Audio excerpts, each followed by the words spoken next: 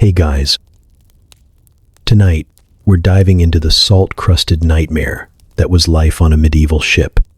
You've seen the movies, wind in your hair, sword in hand, sailing off into adventure. Yeah, not even close. The real version? You were kidnapped drunk, woke up tied to a leaking plank coffin, and got handed a rope with no instructions. Your toilet was a slippery board over open ocean. Your food twitched. And the rats? They outranked you. This wasn't adventure. It was rot, pain, and slow-motion drowning. This is why you wouldn't last a day at sea in medieval times. And by the end of tonight, you'll thank whatever god you believe in that your worst commute is just traffic. So, before you get too cozy, take a second to like the video and subscribe, but only if you genuinely enjoy this strange little corner of quiet storytelling. And drop a comment with where you're listening from and what time it is for you. It's strangely comforting to know who else is drifting off with us around the world. Now get comfortable, let the day melt away, and we'll drift back together into the quiet corners of the past. Your head is pounding. Not in a gentle hangover kind of way, but in the concussed, where am I, and why does my shirt smell like a dead seal kind of way. You try to sit up, but the floor beneath you rocks sharply, and your skull smacks against wet wood. That's when you realize, the floor is moving. Correction, you're on a ship. And judging by the ambient soundtrack of creaking timber, splashing brine, and some distant sailor retching up his dignity, you're not on a pleasure cruise. Last night you were in a tavern, surrounded by bad ale, worse choices, and a man with too many teeth smiling just a little too kindly. He offered to buy a round. You drank it. You don't remember much after that. Just a blur of footsteps, a sack over your head, and something that might have been someone urinating on your boot. Now you're waking up on a damp pile of rope that smells like mildew and regrets, and your wrists ache like they were recently introduced to rope as well. You've been press-ganged, conscripted into maritime misery the old-fashioned way, unconsciousness followed by property theft, your property being, well, you. The light, filtering through the cracks in the wooden hull above you, is faint and grimy, like someone smeared a candle across a wet window.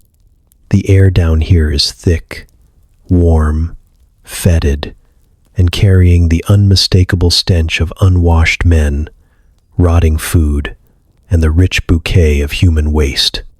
Somewhere near your foot, a rat squeaks indignantly, offended by your presence in its home.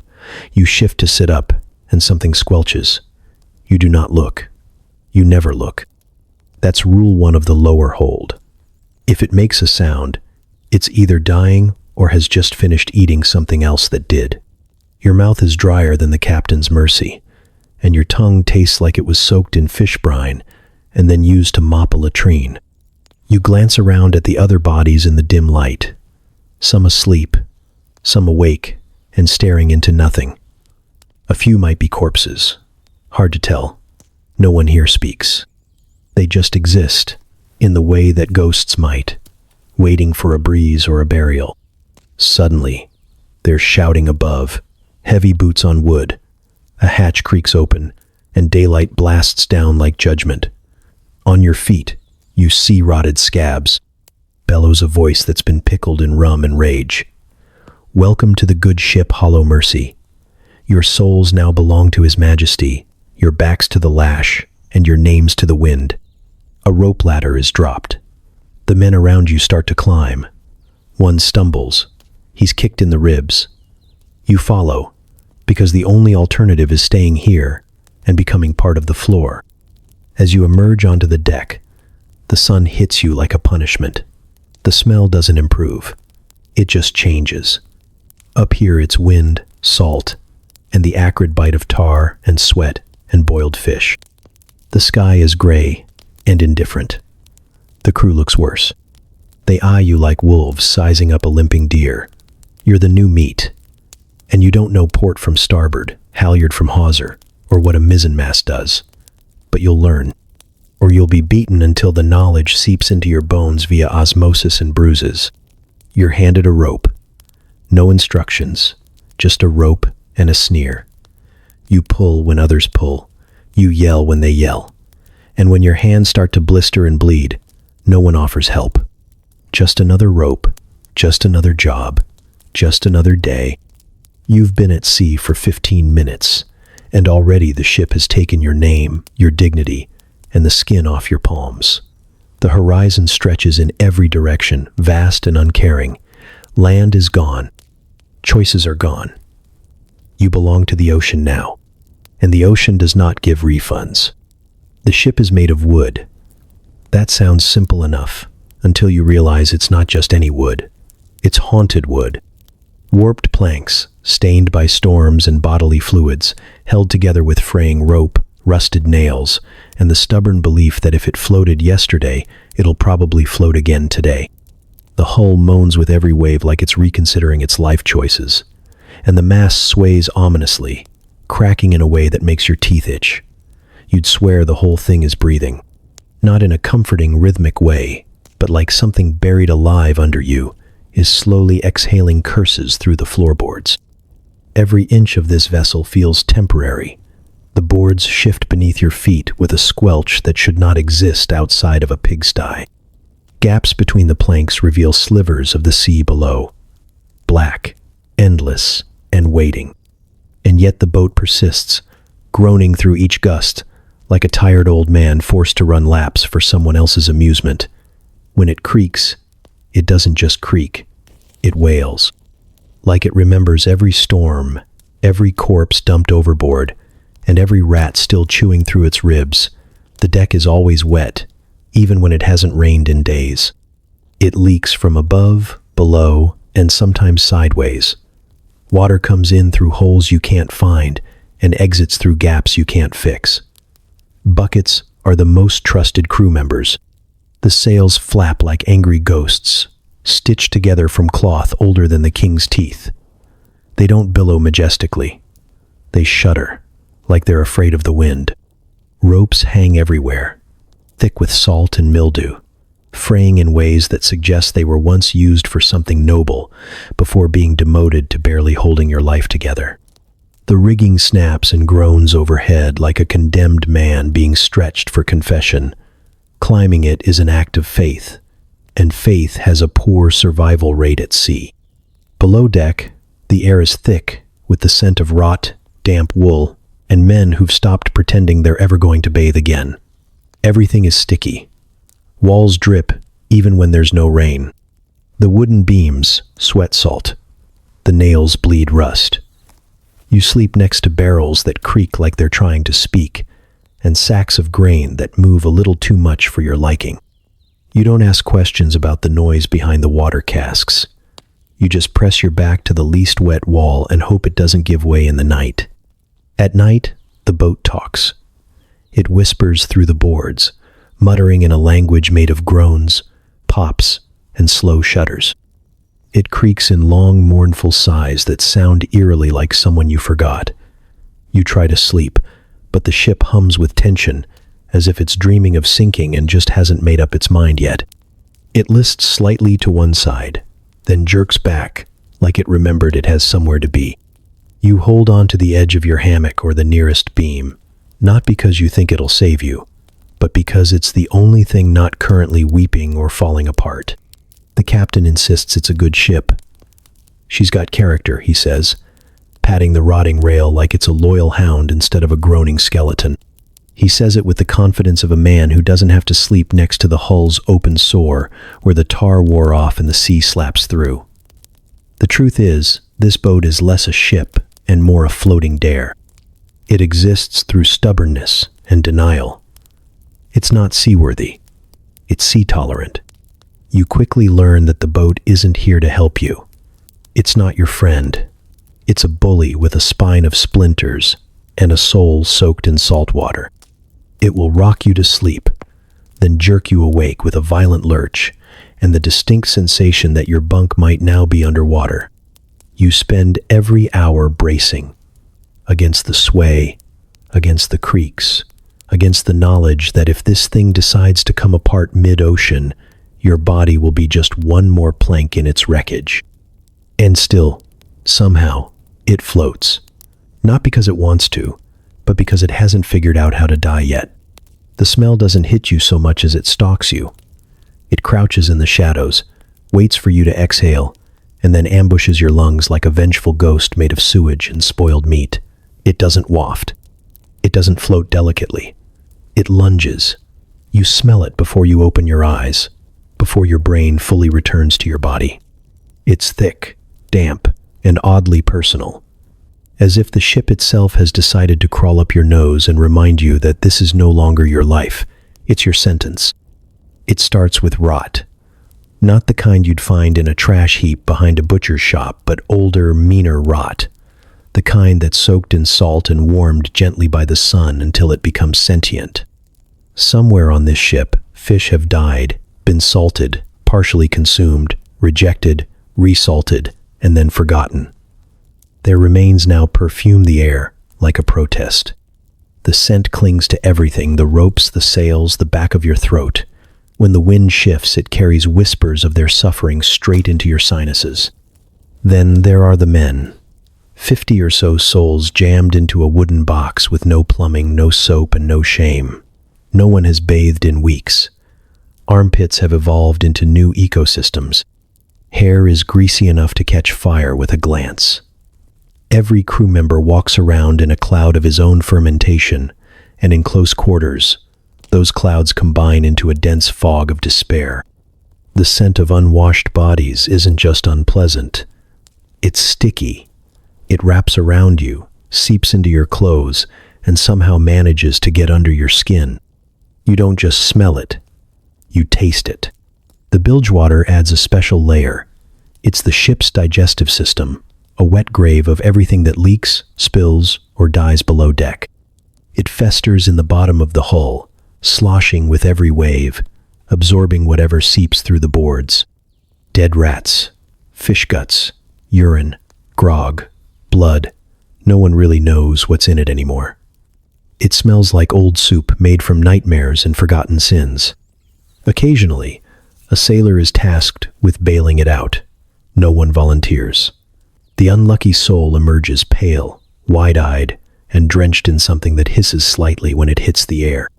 Mold creeps along the ropes and sails like it pays rent. It's not just green. It's black, gray, and occasionally fuzzy. It grows in places that shouldn't be wet, and thrives in corners where light fears to tread. It smells damp and sour like spoiled milk left in a cave, and it has a way of sneaking into your clothes when you're not paying attention. You'll be hauling a line, minding your own business, when you catch a whiff of mold blooming quietly inside your collar. Congratulations, you are now compost. But the worst part, the part that haunts you when you close your eyes, is your own fear. It smells sharp, acidic, like sweat from someone trying too hard not to cry. Your body knows what your mind is still denying, that you don't belong here, that this ship is a coffin on loan, and that the sea is always hungry. That fear seeps out of your pores, mixes with the stink of the ship, and rises up around you like a fog of inevitability. No one comments on it, because they smell the same way. Just another layer in the symphony of stench. You try to get used to it, but the smell has layers. It shifts with the wind, with the time of day, with the tide. One moment it's fish, the next it's feet, and sometimes, on really special afternoons, it's something burning that absolutely should not be burning. You ask what it is. No one answers. They just keep working. You do too, because breathing through your mouth only makes it worse. Now you can taste it, and it tastes like surrender. There is no escape. There is no corner of the ship untouched by this olfactory curse. You smell it when you eat, when you sleep, when you dream. It gets in your hair, your tongue, your soul. It becomes part of you, and when, if, you ever set foot on land again, you'll still carry it with you. A souvenir from the sea, rotting quietly beneath your skin. The first time you feel it, It's subtle, a gentle rumble in your gut, a quiet nudge from nature reminding you that salted fish and stale bread eventually demand vengeance. You try to ignore it. Maybe you can hold it. Maybe the laws of digestion will show mercy. They won't. Because on a medieval ship, bodily functions aren't private, polite, or optional. They're public, perilous, and profoundly humiliating. There's no latrine, no cozy wooden stall, no bucket tucked away behind a privacy curtain. What you get is a plank, one single weather-worn beam bolted to the side of the ship and hanging just far enough out to make you question every life decision that led to this moment. It's slick with mist, caked in dried salt, and always slightly damp, even when the sun's out. You stare at it like it's a riddle from a cruel god. This is your toilet. This is your throne. To reach it, you have to shuffle along the edge of the deck, clinging to ropes that groan with every sway. The ship lists left, then right, as if actively trying to shake you loose. The wind snaps at your shirt, and your feet slap against wood that shouldn't feel this slippery. Below you, the sea stretches endlessly, black and glittering, full of possibility and teeth. You swear you see a fin. You probably don't.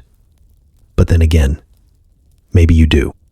There's no guardrail, no rope to tie around your waist, just your trembling legs, your poorly tied breeches, and your new, profound understanding of mortality. You sit, carefully, on the narrow plank, your backside exposed to the universe, and begin the most vulnerable act of your entire existence. The wood creaks, your thighs tense. The sea stares back.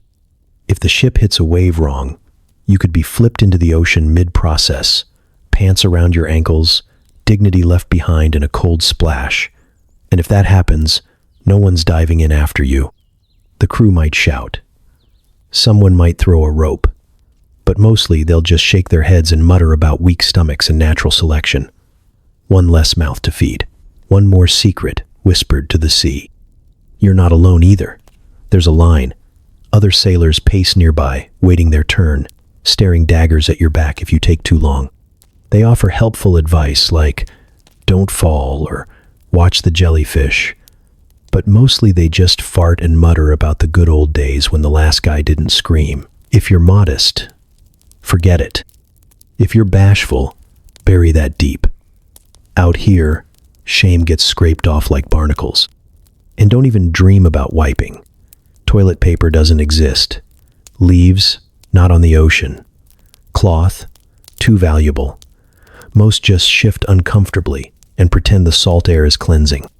A few swipe with rope ends, then toss them overboard like curses. You'll try something similar once. You'll regret it immediately. Rope burn in that region teaches lessons books never could. Once you're done, there's no flush, just gravity and a small prayer that the splash doesn't reach your boots. If you're courteous, or still clinging to some sliver of humanity, you might shout a warning before dropping your contribution to the waves. Watch below. You cry, and the ocean answers with silence and stink. The splash disappears into the current, and so does a little more of your soul. You shuffle back to the deck, legs shaking, face pale, and stare at the horizon. Somewhere out there, people are sipping tea in porcelain cups. Somewhere, toilets flush, and floors don't tilt, and your bathroom doesn't threaten to eat you alive. But not here. Here, your morning routine is a balancing act between humiliation and death. And you'll have to do it again tomorrow, maybe twice, maybe in the dark, maybe during a storm. Because the sea never stops moving, your stomach never stops churning, and dignity, on this ship, washed overboard with the first wave. You wake up starving. Not mildly hungry, not, I skipped dinner hungry, but the kind of gut-deep ache that feels like your insides are trying to chew their way out. Your body demands nourishment. What it gets is betrayal. Breakfast on a medieval ship is not a meal. It's an apology written in mold and regret. A bell rings somewhere above deck. not with cheer or welcome, but with the grim finality of a toll for the condemned. You stumble toward the sound, boots heavy with salt and sleep, drawn by the faint, awful promise of food. The cook is already ladling something into a line of mismatched bowls. He's sweating through his stained shirt, muttering to himself, and using a ladle that looks like it was last cleaned during the Crusades. Behind him, a pot bubbles over a small flame, the contents thick, gray, and vaguely gelatinous. This is stew, technically. It started as salted fish days ago, maybe weeks. But now it's just time in a bowl. You get your portion and stare down at it like it's insulted your family. The fish is barely recognizable, more bone than flesh, and what flesh remains has turned the color of apathy. There's a chunk of something floating near the top, possibly potato, possibly a lump of hardened fat, possibly not food at all. You poke it with your spoon, it doesn't move. The smell rising from the bowl is an aggressive blend of seawater, decay, and the slow death of culinary ambition. Next to the bowl is your ration of hardtack, a biscuit forged by demons and then abandoned to the elements. It's dense, cracked, and studded with tiny black dots that at first glance look like seasoning, until one of them twitches, weevils, the ship's protein supplement. You tap the biscuit on the edge of the table. It makes a noise like a rock hitting a coffin. Some sailors break theirs with hammers. Others just dunk it in grog until it's soft enough to chew without losing teeth. You consider throwing it overboard, but remember that even the sharks have standards. Speaking of grog, your morning beverage awaits. A tin cup filled with a warm, beige liquid that was once vaguely alcoholic. It's a mix of weak beer or watered-down rum, seasoned with desperation and the occasional chunk of floating wood. You take a sip and immediately regret it. It tastes like something wrung out of a sailor's sock. Still, you keep drinking. The grog won't make you full, but it might dull the edges of reality just enough to pretend you're not actively poisoning yourself. No one talks during breakfast. Conversation takes effort, and effort is precious. Men squat in corners, hunched over their bowls like prisoners. Someone gags quietly. Another stares into his stew as if it holds the memory of better days. One guy finds a fisheye and laughs, but it's the kind of laugh that means he's probably not okay anymore. You eat in silence, spoon scraping the bottom of the bowl, chewing with mechanical detachment. Hunger wins over flavor. Always. When you're done, your stomach is no longer empty, but it isn't satisfied. It's confused, betrayed. It wanted nourishment. You gave it horror. Somewhere deep inside, you feel something shift. A small part of you, accepting that this is just life now. This is breakfast. Every day. No variety. No spices. No eggs. Just reconstituted rot, and the vague hope that tomorrow's stew might not fight back. You hand back your bowl and nod at the cook. He grunts in return, already scooping out the next helping of sadness. Behind him, the pot bubbles again, slowly, like it's watching you, judging, waiting. You walk away, belly full of salt, mouth full of bitterness, and a new understanding of the word appetite. This isn't eating. It's endurance. And you'll do it again tomorrow. Because at sea, the hunger never ends, but the menu already has. You notice them on your first night at sea, not because they try to hide. Rats on a medieval ship don't bother with shame. They scamper openly across the floorboards, darting through ropes, leaping from barrel to barrel with the confidence of creatures who know exactly where they rank in the hierarchy, and it's above you. They've been here longer. They're better fed. And unlike you, they actually chose this life. They come in all sizes. Small, sleek ones that move like shadows. Big, bloated ones with scarred ears, and the slow swagger of seasoned criminals. One has only 3 legs, but still managed to chase another off a loaf of bread last night. You watched it happen from your hammock, clutching your spoon like a weapon, pretending the noise was just the wind. You even named that one, Captain Gnaw. You fear him. Everyone does. At night, they're most active. You lie there, staring into the darkness, listening to the soft chorus of skittering claws and high-pitched squeaks echoing from the beams above and the corners below. Occasionally, one lands on your chest with the kind of casual confidence that suggests this is not their first time using humans as stepping stones. If you flinch, they'll retreat, only to return later, bolder. If you swat, they might bite. You learn quickly not to swat. They chew through everything. Ropes, boots, canvas, hands. One of them gnawed through the toe of a man's shoe while he was still wearing it. He woke up bleeding. The rat didn't even run. Just looked at him like, "You shouldn't have slept so still." They've gotten into the flour sacks, the water barrels, and someone swears they saw one inside the biscuit crate. The biscuits didn't change. If anything, they gained flavor. Once, you found one in your hammock. Not near it, not under it, in it, curled up at your feet, like it paid rent. When you nudged it, it just stared at you with black, soulless eyes, as if to ask why you were in its bed. You left. It stayed. You slept on the deck that night, next to a puddle of something that might have been oil, blood, or regret. Still better than sharing a mattress with vermin royalty. No one tries to kill them. Not seriously. A few half-hearted traps get set now and then, crude devices involving buckets and hope. But the rats are too smart, too fast, too organized. They know the ship better than the crew. They know which floorboards are loose, which barrels are hollow, and exactly when the cook nods off so they can stage a full-scale raid on the stew. You once saw 5 of them drag an entire biscuit up a rope like a furry, synchronized heist team. You didn't stop them. You applauded. Worse, they die. Not in private, not in corners. No, they die in your boots, behind your head, or inside the drinking water. That's how you learn the term rat bloom, the moment when the water turns just cloudy enough to mean something's floating in it, silently decomposing. The cook doesn't always dump it out. He just skims, says it adds body.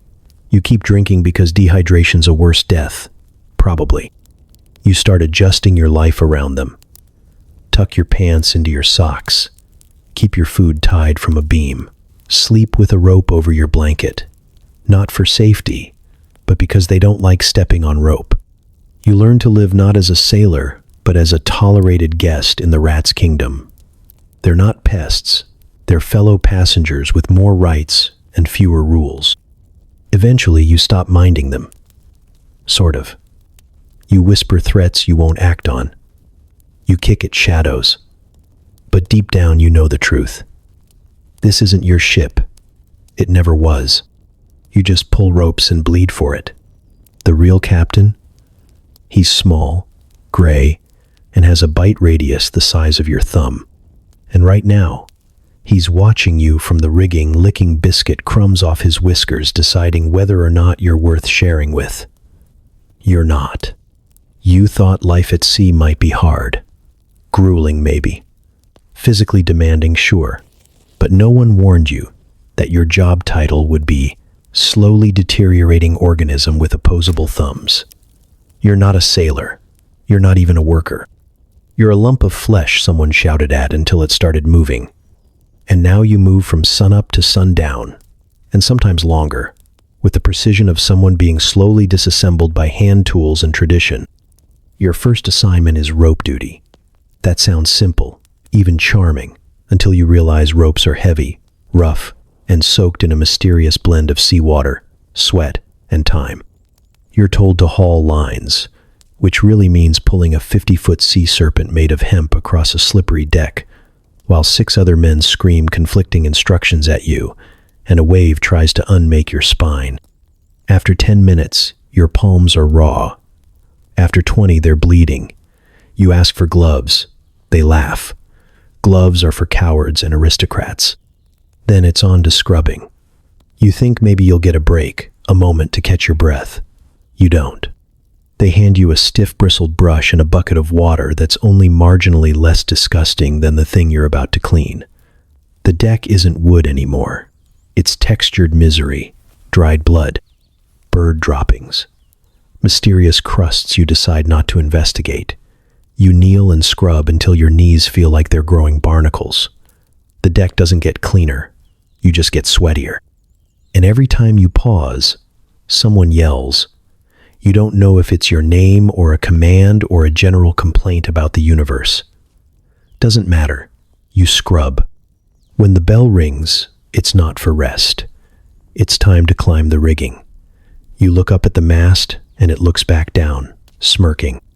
The rigging is a web of rope ladders and knots, suspended 50 feet in the air and swaying like a drunk acrobat. Your job is to scamper up, unfurl a sail, tie something off, or fix something no one has explained. You start climbing. About halfway up, your arms begin to tremble. Near the top, your soul considers leaving your body and filing a complaint. The ropes slice into your fingers, already split from earlier. The wind slaps your face with salt. Your legs go numb. You're not clipped in. You're not secured. You're just clinging to fraying lines like a spider with trust issues. One bad gust, one misstep, one sneeze. And it's a very personal physics lesson, followed by a sudden, extremely loud stop. The man below you mutters, "Don't look down." You do. He's right. You wish you hadn't. When you make it back to the deck, the horizon is spinning, and your hands look like butcher's scraps. Someone tells you to move a barrel. It weighs more than your will to live. You roll it across the deck, while your back screams and your spine tries to retreat into your neck for safety. You weren't made for this. No one was. That's the point. They break you on purpose. There's no schedule, no shift change. You work until the sun disappears, and then you keep working by lantern light that flickers like it's planning to leave you in the dark any minute now.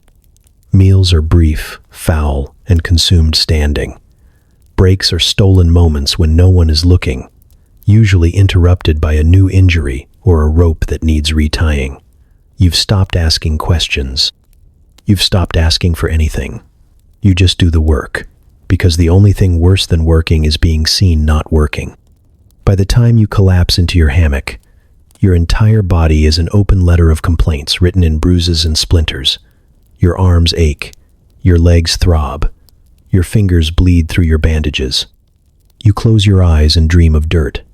Not treasure, not adventure, just land. Still, dry, unmoving land. You don't want gold. You want the ability to sit down without the world swaying beneath you. You're not a sailor. You're pain with a pulse. And the ship isn't your home. It's your job, your sentence, your slow, steady unraveling. You start the voyage in real clothes. Sort of. A decent tunic, boots that still have soles, a pair of trousers that only smell mildly of ale. You even have socks. You remember being proud of those socks. Clean, woolen, warm. That was day 1. By day 3, they're an evolving life form. By day 5, they're gone, eaten, traded, or surrendered to the sea in an act of mercy. Now your fashion sense is best described as damp panic. Nothing on this ship is dry. Not the deck, not the sails, not your spirit, and especially not your clothes. You wear the same shirt every day because it's the only shirt you have, and it hasn't been fully dry since the first wave slapped the hull and laughed in your face. It's wool, because some sadist decided sailors needed to dress like angry sheep, and it traps moisture like a sponge, dipped in old soup. The fabric clings to your skin, soaked with sweat, seawater, and whatever's dripping from the ceiling below deck. It smells like mildew, grease, and despair, and every morning it welcomes you like a soggy handshake from a corpse. Your trousers don't fare much better. They're rough, scratchy, and forever crusted with salt and things you can't identify. They chafe in places you didn't know had skin. Every movement is a gamble. You dream of undergarments, not nice ones, just anything. A rag, a scrap of decency. But no one wears them out here. There's no point. You live in filth. Layers just give the lice extra real estate. Footwear is its own tragedy. Your boots, assuming you still have both, are rotting from the inside out. The leather splits, the stitching comes undone, and the soles flap with each step like lazy tongues. Your feet are never dry. They stew in sweat and seawater all day, pruning and peeling until they resemble something pickled. Some mornings you peel off a sock, or what's left of one, and half your skin comes with it. You wrap your toes in sailcloth and pretend it's comfortable. It isn't, but it beats walking barefoot over splinters and rat droppings. Then there are the infections. They don't start big. Just a red spot here, a blister there, but give it a few days in damp cloth, and you're cultivating something truly special. Your armpits burn. Your thighs itch. The back of your neck is flaking like a poorly kept wall. Some men grow mushrooms behind their ears. You think someone's foot turned black last week. He hasn't taken off his boots since. Maybe he's afraid to see what's left. The colors are all the same. Brown, gray, the occasional sickly yellow. Dirt hides in the folds of your sleeves and the creases of your knees. Your hands are stained with tar and rope fiber and blood. When it rains, you lift your face to the sky and pretend it's a bath. It isn't.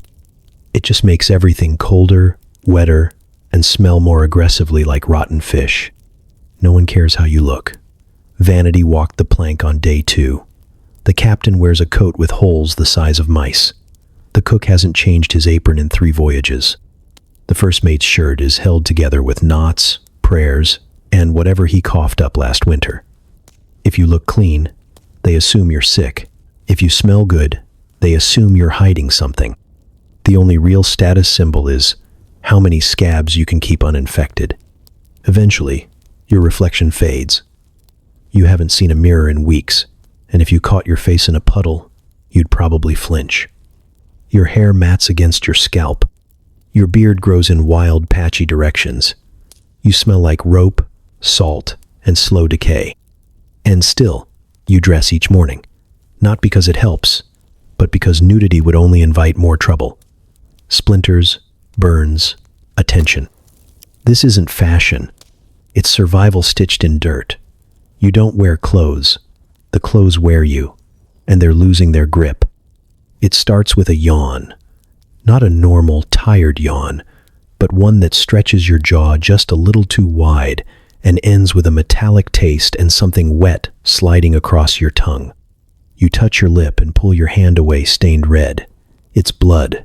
Not a gush, not a crisis, just a slow leak, like your mouth sprung a hole. At first, you pretend it's nothing. Maybe you bit your cheek. Maybe the salt air dries you out. Maybe if you don't acknowledge it, your gums won't start peeling like old paint. They do anyway.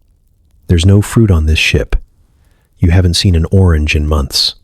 A lemon is a myth, a sailor's bedtime story. The only fresh thing you've eaten since boarding was a weevil that didn't jump fast enough, and even that added more crunch than nutrition. Your diet consists entirely of salt, starch, and bitterness. The cook says vegetables are for land people. You believe him, mostly because he's holding a knife and smells like onions that died long ago. After the bleeding starts, the rest follows like a parade of decay. Your teeth ache with a dull, deep pressure that makes chewing feel like punishment. They wiggle slightly when you push them with your tongue. One of the older sailors tells you not to poke them unless you want them to fall out faster. He grins, and you see he's down to 4 teeth and a lifetime of regret. He offers you a bit of grog.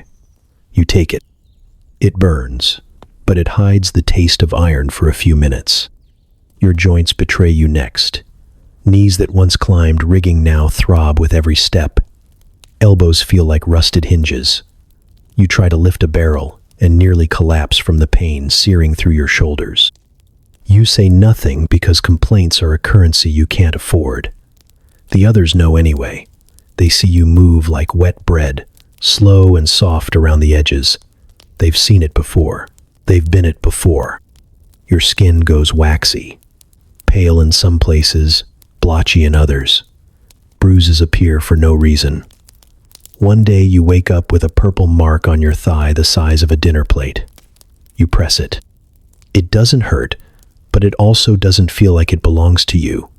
You cover it with your shirt and pretend it's normal. Everything's normal out here, even when your body feels like it's melting from the inside. The smell is part of it too. Not just the usual ship stench, but something sweeter, rottener, like fruit gone bad under a blanket. You catch whiffs of it when you move and realize it's you. Your breath smells like old pennies. You rinse your mouth with seawater, but the salt only feeds the ache. One night, a tooth falls out in your sleep. You don't even notice until morning, when you spit and see it bobbing in a pool of blood beside your boot.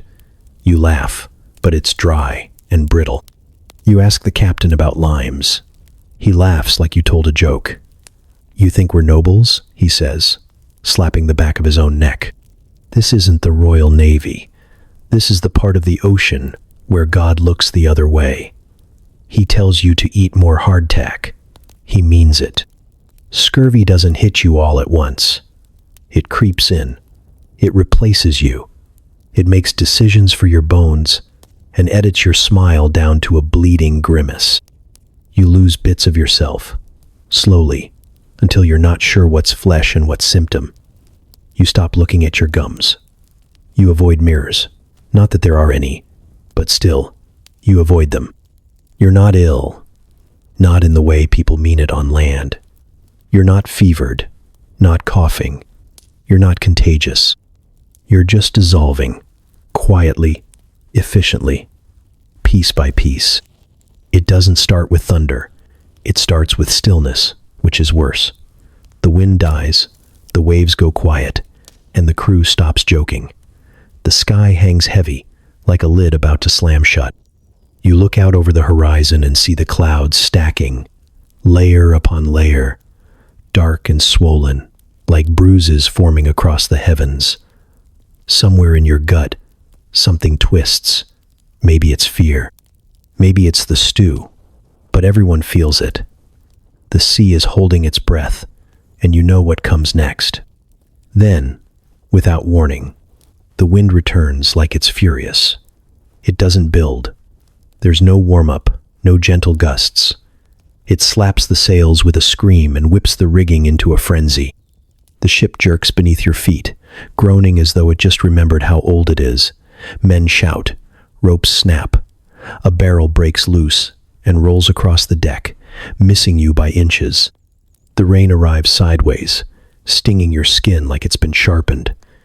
You blink into the storm and see nothing but water and chaos. The sails are alive and panicked, flapping like beasts, trying to escape their masts. You're ordered aloft, of course, because the sea is nothing if not cruelly ironic. You climb the rigging with trembling hands, every knot slick and eager to betray you. Lightning cracks across the sky, briefly illuminating the world in bone-white flashes. The ocean has become a wall. You can't tell where waves end and sky begins. All of it wants to kill you. You reach the crossbeam and try to reef the sail, fingers numb, soaked, and bleeding again. The canvas pulls back with monstrous strength. You are a fly swatting at a curtain in a hurricane. Your foot slips. You dangle for a moment, suspended above the writhing deck, heart thudding so loud you can't hear yourself scream. But no one hears anything now. The storm is louder than prayer. When you drop back to the deck, the ship is tilting hard to starboard, riding a wave that should not exist. The floor beneath you is a suggestion. You crawl more than walk. A wave crashes over the side, takes 2 men with it, and keeps moving. You don't know their names. You won't learn them now. The sea swallows fast and forgets faster. No bell will ring. No service will be held. Just gone. Water is everywhere. In your mouth, your ears, your boots, your bones. You bail until your arms go numb. You pump until your back locks. The storm doesn't care. It lashes and howls and tests every nail in the hull like it's inspecting its future wreckage. The ship groans louder than ever, a sound deep and wooden and tired. You think you hear something crack. You You glance toward the captain. He's gripping the wheel with both hands, teeth bared, hair whipping like seaweed. He doesn't yell orders anymore. He just stares into the storm like it owes him money. You wonder how many of these he's seen. You wonder how many more he thinks he'll survive. Below deck, everything's soaked. Barrels roll, lanterns swing, rats squeal from drowned corners. Men huddle in their hammocks, whispering to whatever gods still listen this far out. You stay topside because down there feels like a coffin. Up here, at least you can see it coming. Hours pass. Or minutes. Time stretches when death feels this close. The storm isn't just wind and rain, it's presence. It moves through the ship, testing each of you, sniffing out weakness. You feel it watching, you feel it waiting. And finally, mercifully, it starts to pass. The wind weakens, the waves shrink, the rain slows. The ship settles into a tired groan and a long, exhausted lean. You're soaked through, bruised, bleeding, and shaking. But you're still on the deck, still breathing. You think that means you won. You didn't. The sea just changed its mind. For now, it begins at the edge of your vision, just past the lantern glow and above the creak of the sails. A shape, a flicker, something pale slithering just beneath the surface before vanishing like it was never there. You don't say anything. Not at first. The sea plays tricks. Everyone knows that. The water reflects the sky wrong. The waves shift like breathing lungs, and the fog always brings lies with it. But later, lying awake in your damp hammock, you hear something scrape the hull. Not a rat, not wood, something slow, deliberate, and far too large. You sit up, listening. The scrape comes again, then stops, as if whatever made it is waiting for you to move. When you finally drift into sleep, it's not restful. You dream of tendrils, long and searching, wrapping around the beams above your head. You wake with your mouth open in a silent scream, heart pounding and arms tangled in your own blanket like you've been wrestling with something much colder. The next night it's fog, thick, pressing fog that rolls in without warning and swallows everything whole. You're on watch, staring into a wall of gray so dense it feels like wet wool pulled over your face. The silence is complete. No wind, no creaking, no distant gulls. And then, something moves out there. Not a ship, not a shadow. It's taller than the mast and gliding just beneath the surface, stirring no waves, making no sound. You blink, and it's gone. Your throat goes dry. You check the water barrel for mold again. You stop mentioning it to the others. You tried once.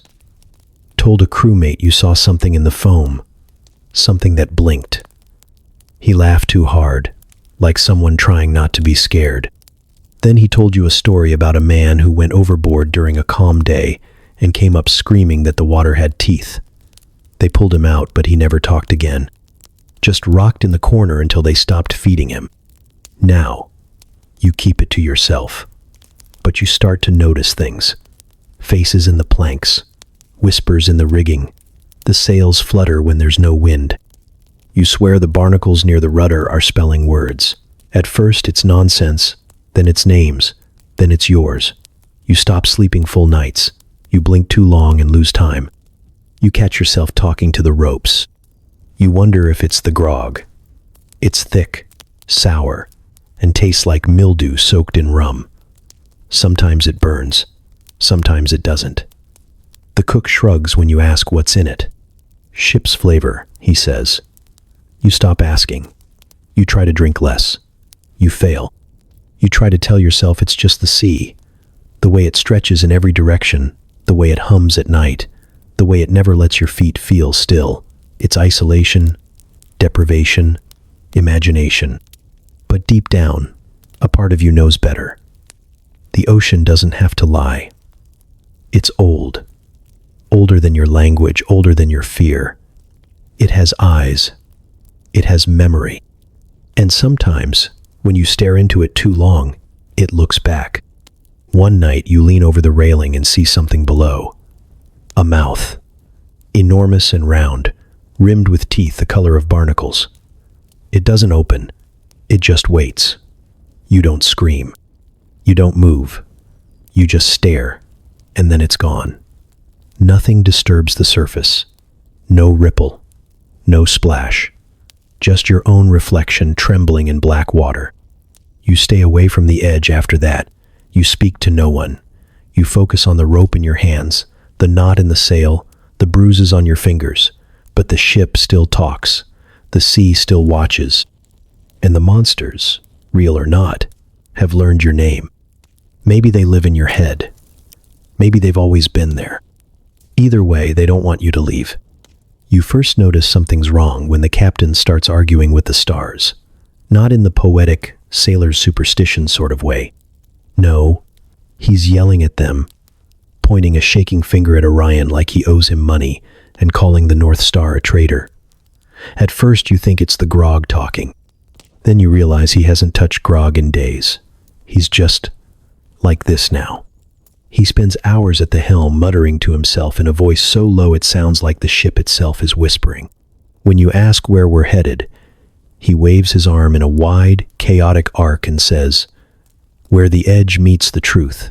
You nod because you want to keep your teeth, but no part of you knows what that means.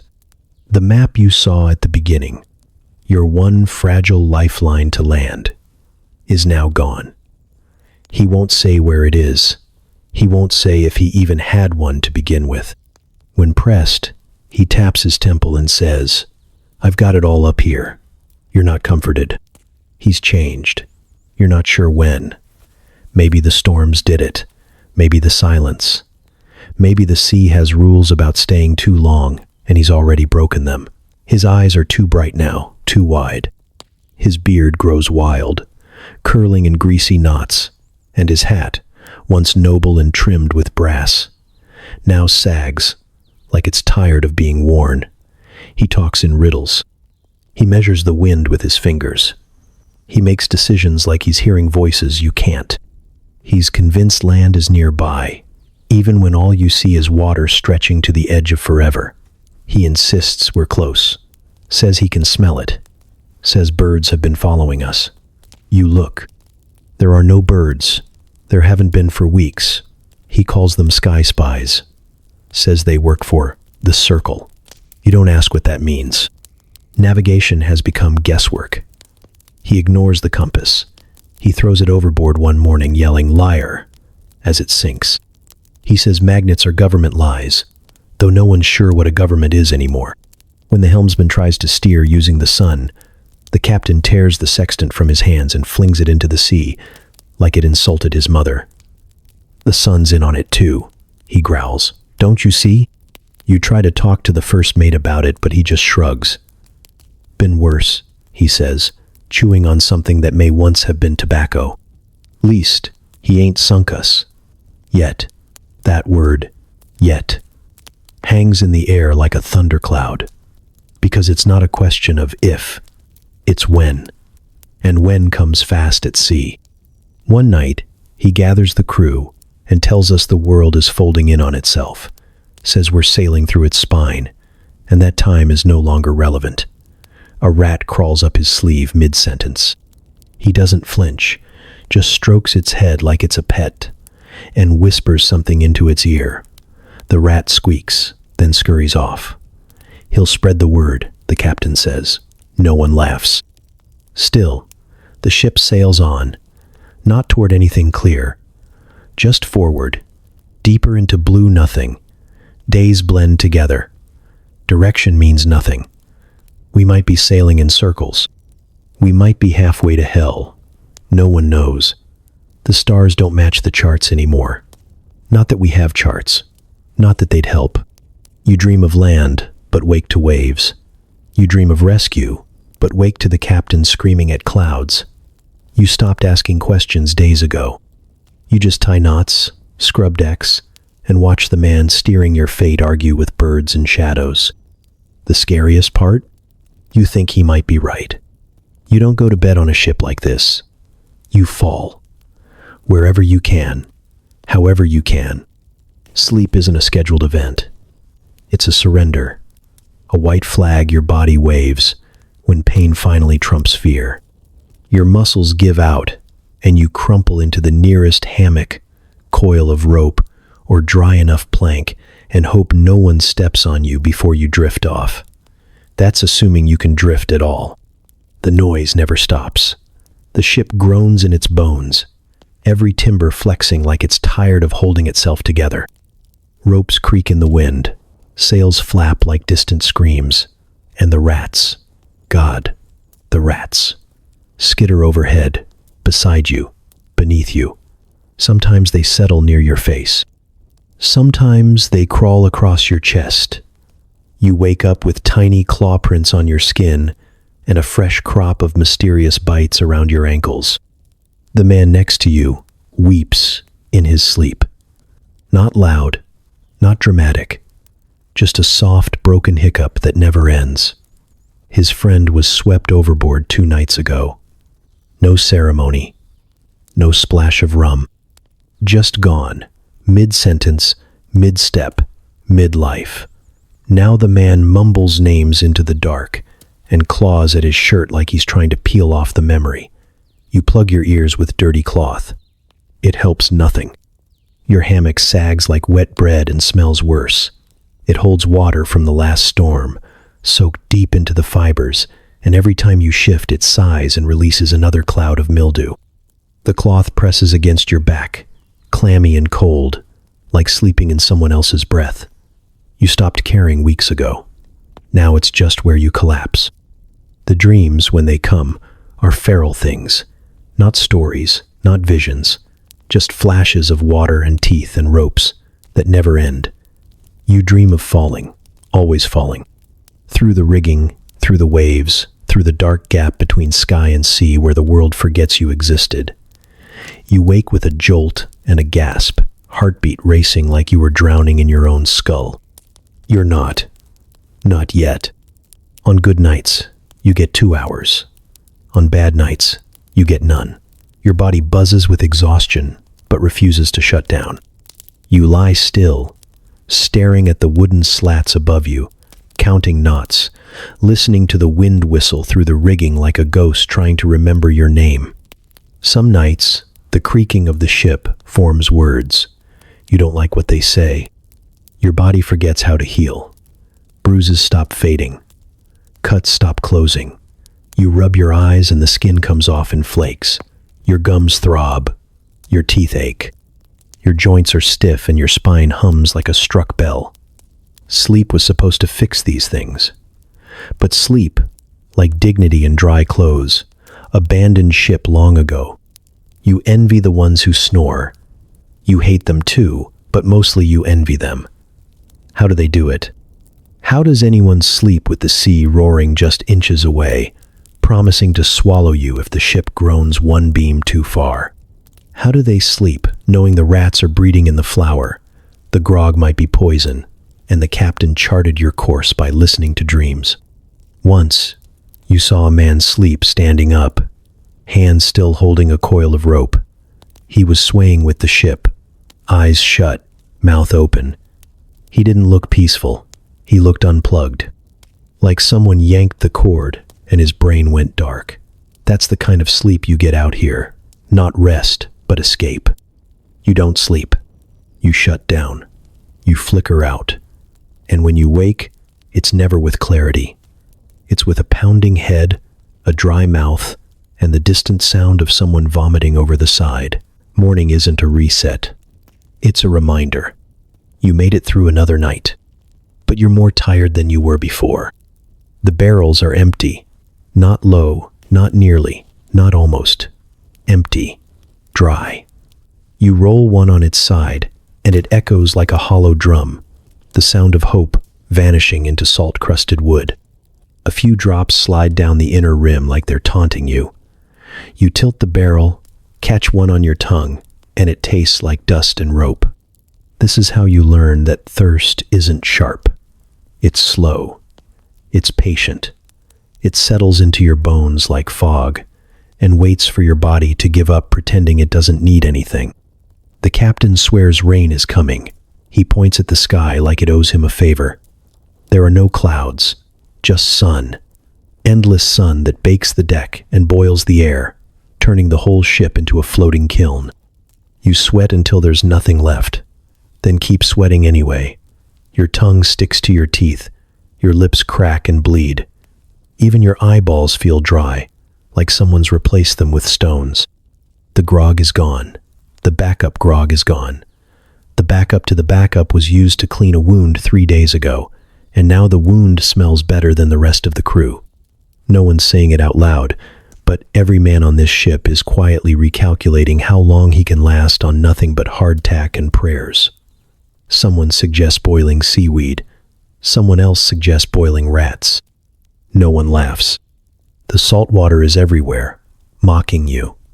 It sprays your face when the wind shifts, seeps into your boots when the waves rise, clings to your skin like punishment. You start seeing things in it. Maybe a face, maybe a hand. You lean over the side and imagine what it would feel like to drink it. Just a sip. Just enough to take the edge off. You don't. Not yet. But you think about it. Yesterday, a man did. Nobody stopped him. He just walked to the railing, cupped his hands, and drank. The first few gulps were hesitant. The next were desperate. Then he smiled. Then he laughed. Then he started flapping his arms and shouting at the clouds. Said he could feel wings growing. Said the ship was a cage and he was meant for the sky. We tied him down before he could jump. He's quiet now. Mostly. But he still clicks his tongue and stares up like he's waiting for lift. You check the sky every hour. Not for land. Not for sails. Just for clouds. Real ones. Thick. Heavy. Bloated with promise. But the sky stays clean and cruel, stretching forever with not even a scrap of mercy. You lick the condensation off metal when no one's looking. You suck on rope. You press your mouth to the damp parts of the deck, knowing full well what you're kissing. Dignity drowned days ago. Then, one night, a drizzle starts. So light it might just be your imagination. A mist, a tease.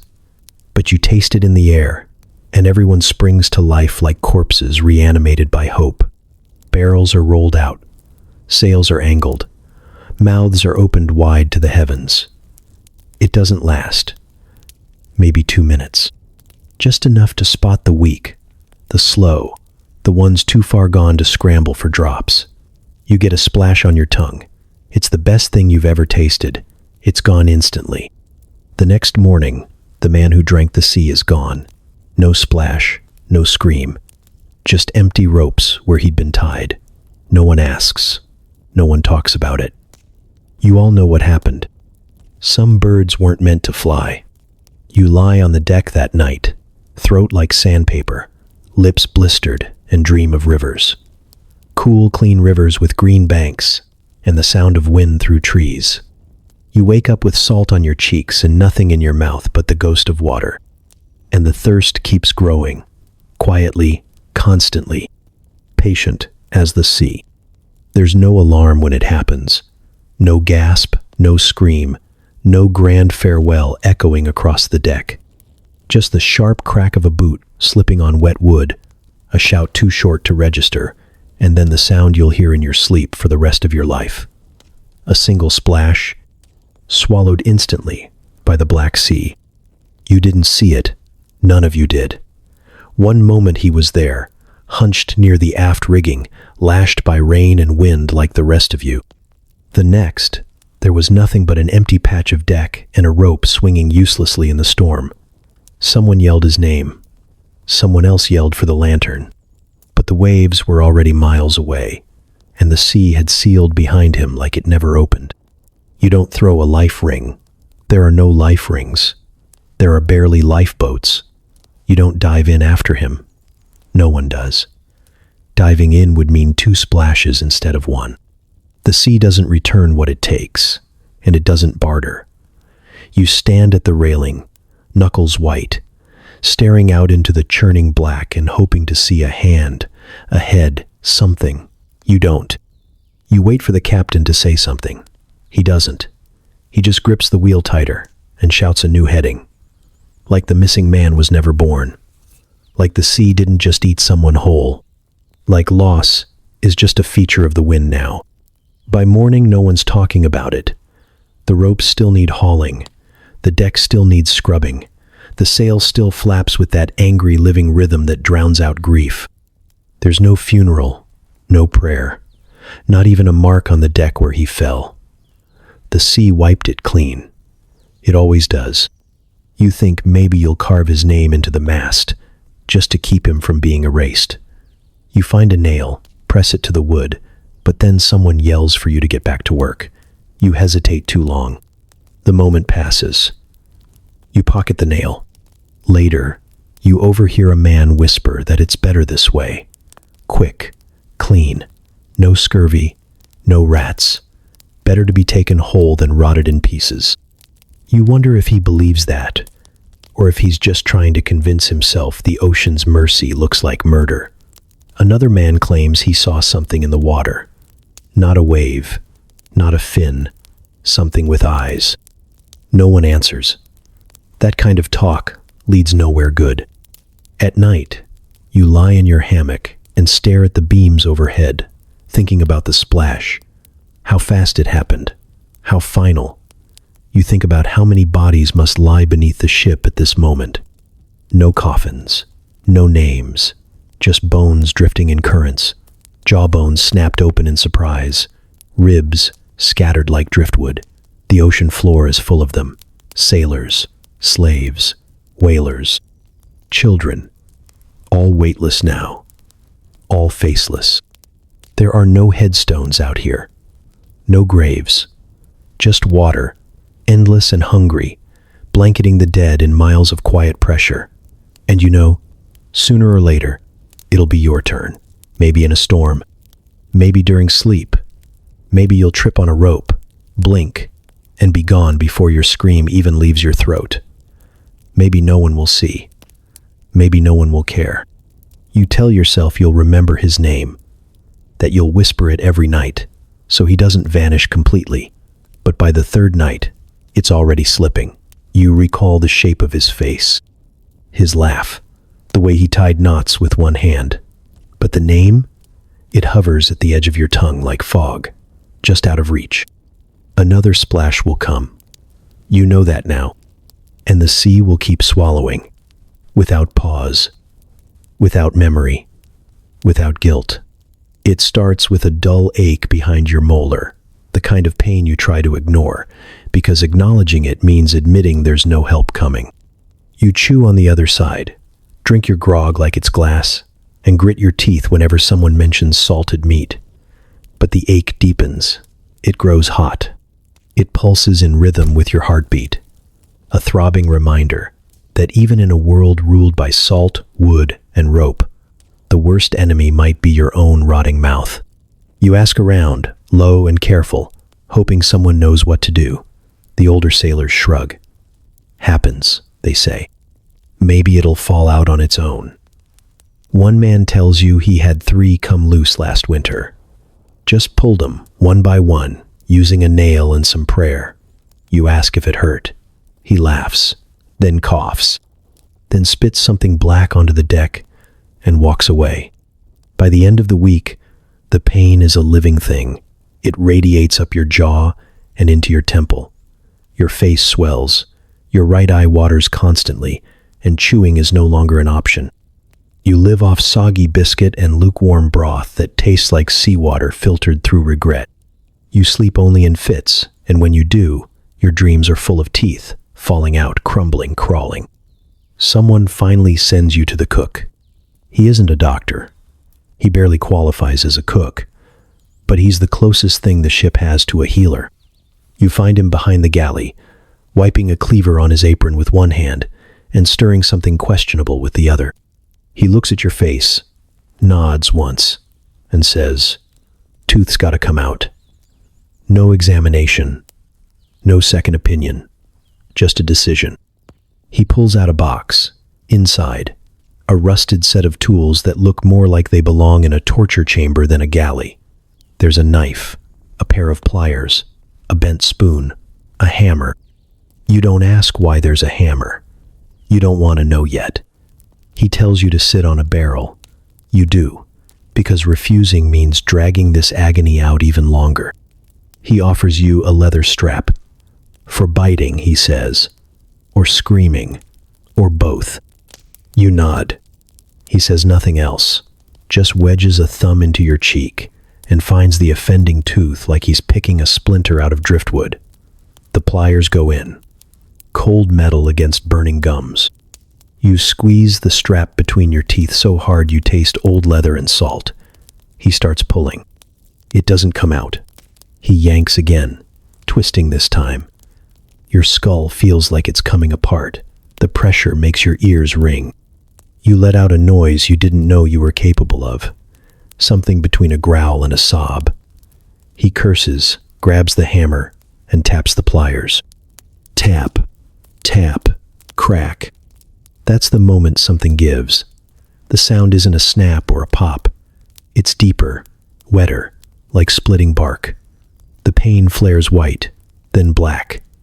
You black out, just for a moment, maybe longer. When you wake, the cook is wrapping a rag around your head and shoving a wad of cloth into the hole in your mouth. He pats your shoulder like a man who's just fixed a chair. Spit blood for a day, he says. No biscuit till Thursday. You nod again, because speaking isn't possible. Every nerve in your jaw screams with betrayal. You stumble back to your corner, clutching your face like it's broken. It is, in a way. The pain has changed shape, but it's still there. Quieter now, but waiting. The ship doesn't stop. Ropes still need pulling. Decks still need scrubbing. You go back to work with blood on your collar and a tooth-shaped hole that throbs with every heartbeat. There's no antiseptic, no antibiotics, no recovery time. Just wind, waves, and the hope you don't need another pulled, because next time, the hammer might not stop at one. It starts with the lookout going quiet. No shout, no alarm, just silence where noise should be. Then a low whistle, not one of warning but of disbelief. You follow his gaze and see them, thin lines on the edge of the horizon, sails, black and ragged, flapping like the wings of something long dead and still hungry. There's no mistaking it. Not merchantmen, not navy, pirates. The crew freezes. No one yells. No one moves. Even the wind seems to hesitate. Then someone mutters a prayer, and someone else starts to cry. One man pisses himself without a word. The smell hits before the fear finishes settling.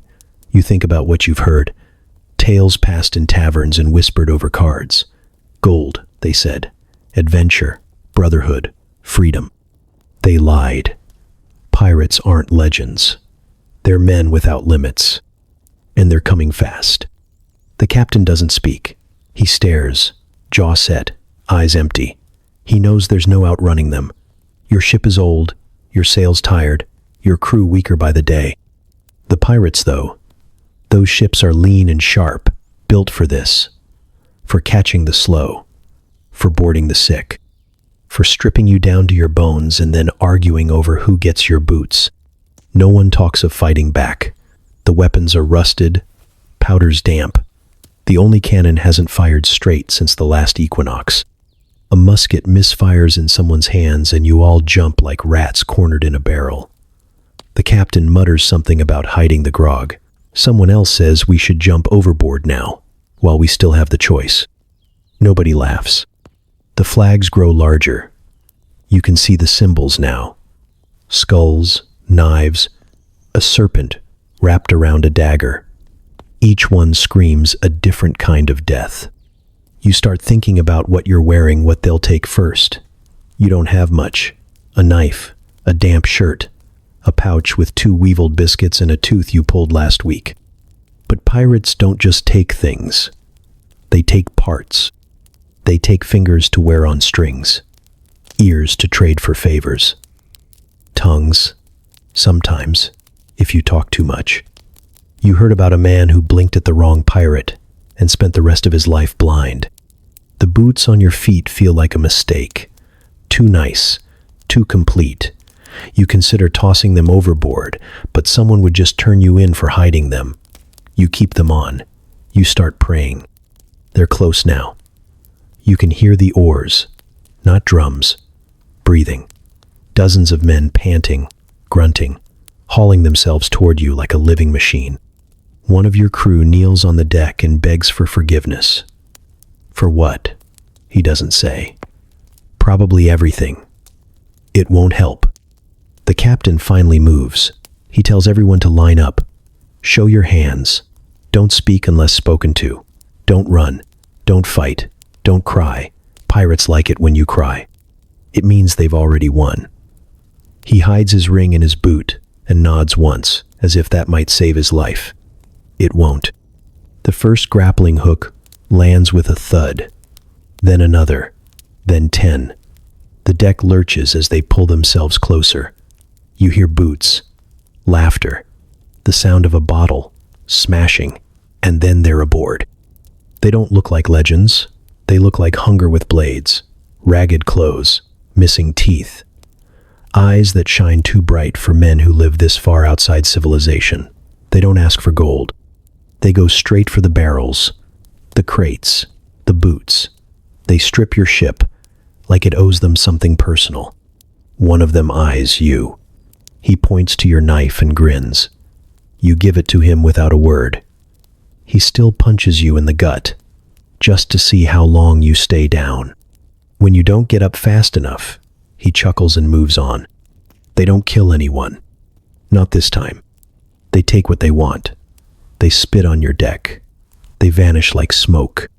And you're left with less than you had, and the knowledge that they'll come again. Because the sea is small. And pirates? Pirates are always hungry. It started with an itch. Harmless at first. Just a little burning spot near your ankle where the skin felt hot and tight. You scratched at it lazily, half asleep in your hammock, assuming it was just another flea bite or the usual punishment from sleeping too close to the rope pile. But by morning, the itch had bloomed into something angrier, red and raised, hot to the touch, with a center that throbbed like a second heartbeat under your skin. You showed it to a crewman. He took one look, squinted, and said, "Don't poke it." Then he walked off, like that was all the advice you'd get. Later, you asked the cook, hoping for a rag, a salve, anything. He leaned in, frowned, and muttered, "Might be a sea spider, or a ghost sting. Either way, it's yours now." By midday, the swelling spread halfway up your calf. Your leg felt tight, as though your skin were shrink-wrapping your muscles. The center of the bite turned a deep, unnatural purple, ringed with yellow like a bruise blooming outward. You started to limp. The others noticed but said nothing. Out here, injuries are like secrets, better kept quiet. Unless you want attention, you can't survive. You racked your brain trying to remember what might have done it. Something brushed your foot during the night, something small and quick. Could have been a rat, could have been worse. The bilge is dark and wet and full of things that shouldn't be alive, but are. Men joke about sea spiders the size of your hand, translucent things with too many legs and no eyes. One sailor swore he saw one crawl out of a man's mouth while he slept. No one believes him, but no one calls him a liar either. By evening you're sweating, not from heat. This is something else. Your whole body shivers, even as your leg burns like it's been branded. You try to rest, but your hammock rocks too violently, or maybe it's just your vision sliding sideways. The wound weeps something thick and pale. You tie a strip of sailcloth around it. It soaks through in minutes. You stop looking. The first mate sees you wince during a rope pull and hisses, "If you can stand, you can work." You nod. Because what else is there? The ship doesn't pause for the sick. If you're not useful, you're ballast. That night, someone offers you a drink. "Knock the fever out," they say. You take it. It doesn't help. The fever doesn't burn. It drips. It leaks out of your pores, seeping into your clothes, your thoughts, your dreams. You see things. Shadows crawling up the mast, teeth in the planks. A hand reaching out from the water, with your own scar on its wrist. You wake up mid-shift, standing at the bow, barefoot, mumbling to something that isn't there. Your leg is twice its normal size. The skin is splitting now. You can't feel your toes. They might already be dead. Someone finally says you should go see the carpenter, not the doctor. The ship hasn't had one of those in 3 voyages. The carpenter has a saw and a bottle of rum. If things get worse, that's the next step. You glance at your leg and wonder if it's already too late for halfway measures. You sit alone behind the water barrels that night, legs stretched out, watching the flesh rise and pulse. You still don't know what bit you, and neither does anyone else. But they've all stopped sitting near you. The stew sloshed in your bowl like it had somewhere better to be. You stared into it, trying to guess which part used to be food and which part had evolved beyond classification. A slick gray membrane floated on top like skin. You poked it with your spoon and it recoiled slightly, just enough to make you question everything you've ever eaten on this ship. Someone beside you muttered that it twitched. No one laughed. You eat it anyway, because hunger doesn't care what shape food takes. Your stomach aches from emptiness, and there's nothing else coming. So you scoop up a chunk of something that might have once been root vegetable or possibly sock, and force it down. It tastes like salt and sadness, with a gritty afterbite that suggests sand, bone, or both. The cook insists everything's fine, says the meat came from below, and you've learned not to press him on that. Below where? Below what? He doesn't answer. He just stirs the pot with a spoon carved from driftwood and glares at anyone who lingers too long. His apron is stained, stiff, and possibly sentient. He hums while he works, tuneless and off-key, like he's trying to keep the stew from remembering it used to scream. Yesterday, someone found a feather in the bread, not a little one either. A long, oily thing curled inside a hardtack biscuit like it had grown there. No one's seen a bird in weeks. There are no chickens, no gulls, no anything with wings that isn't sewn onto a flag. The man who found it said nothing, just picked it out, stared at it for a beat too long, then ate around it. A different sailor swore his porridge blinked at him. Twice. Said it winked, then sighed. He threw it overboard and hasn't spoken since. The cook shrugged and served the same pot again the next morning. You've stopped asking what's in anything. Everyone has. You scrape your meals down quickly, eyes fixed on the horizon, chewing fast and hard like if you pause too long the food will get ideas. Someone tried drying out a biscuit in the sun and it hissed when it cracked. Another sailor broke a tooth on something that turned out to be a fish scale the size of a coin. It was still wet. There's mold everywhere now, not just on the bread. It grows on the ropes, the barrels, the ladle. The mold has mold. Different shades, some furry, some slick, some that sparkle faintly in the dark, like stars too close to the ground. It creeps without noise, climbs without wind, and sometimes pulses like it's breathing. You've seen men scrape it off and eat what's underneath. Others just go straight through it, chewing slow and deliberate like they're punishing themselves. One man claimed it gave him visions, said he saw land, said he heard singing. He smiled for the first time in weeks, then he tried to eat the lantern. The food isn't food anymore. It's become a test, a challenge, a quiet bet between your stomach and your sanity. You win when you keep it down. You lose when you start wondering if the stew wants something from you. At night, your guts twist like rope. You wake up sweating, teeth clenched, breath sour and thick. You dream of fields, green, fresh, alive. Then you wake up with stew crusted on your shirt and the cook banging a ladle against the galley door, calling it breakfast. The worst part? You're starting to prefer the taste. The itching never stops. It's not a tickle or a nuisance. It's a constant, crawling madness that begins at the scalp and works its way down, burrowing under your skin like it's mining for your sanity. You wake up scratching your arms raw, Dirt jammed under every fingernail, blood on your sheets, your shirt, your neck. Sometimes it's lice, sometimes it's fleas. Sometimes it's something worse, smaller, invisible, and more determined. You don't know its name, but it knows yours. It leaves messages in your skin. You've tried everything. You scraped yourself with a fishbone until your thigh looked like butchered meat. You poured grog on your chest and let it burn. You even tried the salt trick, rubbing your arms with crusty bits of spilled brine until your skin cracked open like old wood. Nothing helps. They come back stronger. They laugh when you bleed. Everyone else is itching too.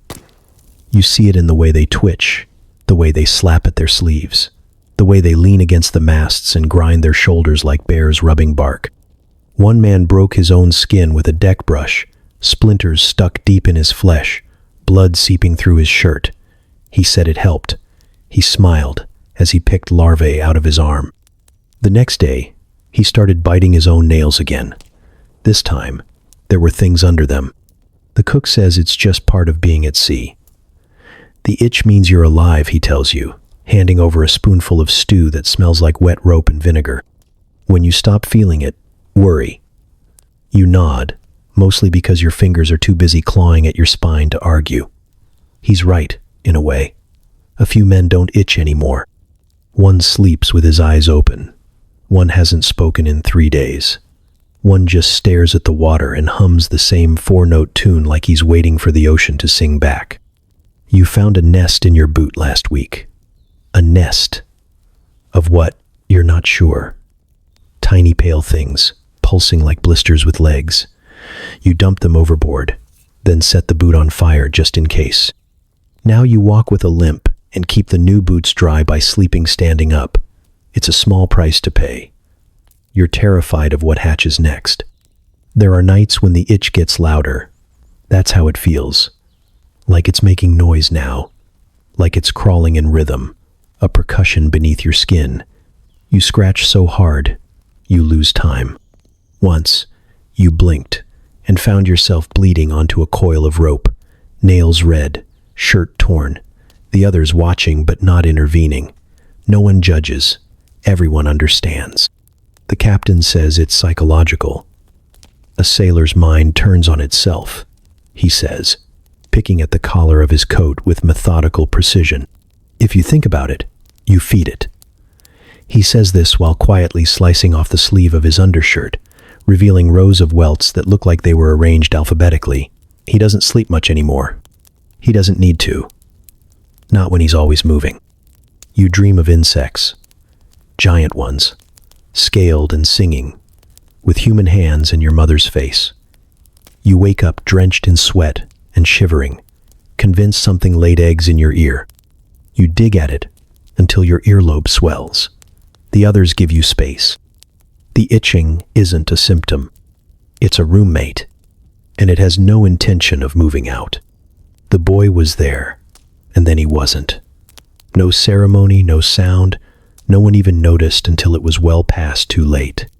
One moment, he was hunched near the galley steps, wiping mold off a rope coil with a rag so soaked in bilge it had a smell of its own. The next moment, nothing. Just an empty rag, curled like it had been set down gently by a hand that didn't belong to anyone. He was the youngest among you, maybe 12, maybe 14, small enough to vanish behind a barrel, smart enough to stay quiet when the grog made the older men mean. He knew the ship like a rat knows a maze. Every beam, every hollow, every place to be invisible. He didn't complain, didn't whine, didn't ask questions. He did his work and kept his head down, which is how you know this wasn't rebellion. The cook said he sent him to check the lower hold that morning. Just routine. A look at the supplies, the ropes, maybe clean up the sawdust where the carpenter split open a cask last week. No one went with him. Why would they? He'd been down there a dozen times before. No one needed a chaperone to check on rope. He never came back. At first, it didn't register. The day rolled on. Ropes to haul, decks to scrub, grog to fetch. endless tasks strung together like beads on a noose. Then someone asked for him. Noticed the rags hadn't been rinsed. The bucket of fresh water sat untouched, dust gathering where the boy's hands should have been. The first mate called down the ladder, voice sharp, but not worried. Just annoyed. No answer. A second call. Then a third.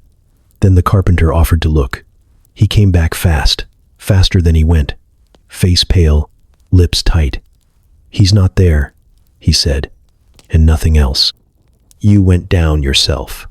The lower hold was silent, too silent, like the air had weight, like it remembered something and refused to speak of it. You stepped lightly, careful where the boards flexed, careful not to breathe too loud. You found the rag. You found one small boot lying on its side, scuffed at the heel. You didn't find blood, or teeth, or a scream carved into the wall. Just absence. The captain was told. He didn't blink, just nodded like he'd been expecting it. "Sometimes the sea calls," he said. "Sometimes it doesn't wait for you to answer." Then he walked back to the helm, hands tight on the wheel, eyes fixed on nothing. Some of the men muttered about the rats, said maybe they dragged him somewhere, but no one believes that. Not really, not the way it happened. Rats make noise.